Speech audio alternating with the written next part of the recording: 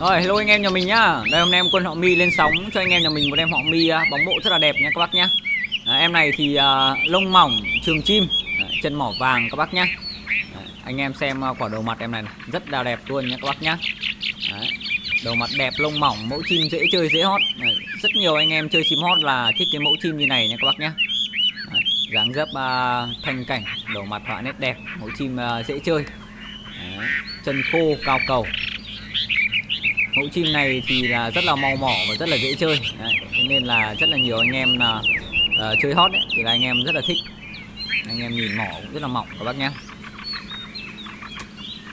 Và hot tốt trời hôm nay thì không biết sao thì rất là gió, nhưng mà em treo ra thì em này vẫn bắn rất là tốt. Anh em có thể nghe giọng của nó nhé, là giọng đều hot hay.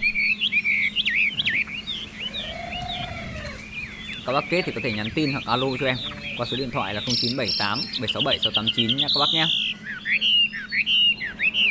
Em này thì chim thuần nha các bác nhé. Chim thuần nó 2 năm rưỡi lồng rồi.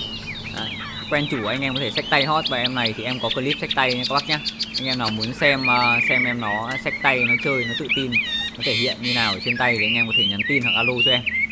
Qua số điện thoại là 0978 767 689. Số điện thoại em có ghi ở góc phải màn hình. Tất cả chim em đăng lên thì em đều ghi mã số ở trên video và có giá cả công khai cho anh em mình xem ở tiêu đề. Khi có con nào mà đã bán thì em sẽ sửa cái giá đấy thành là đã bán để cho anh em mình xem sau, để anh em mình không mất công để gọi điện lại.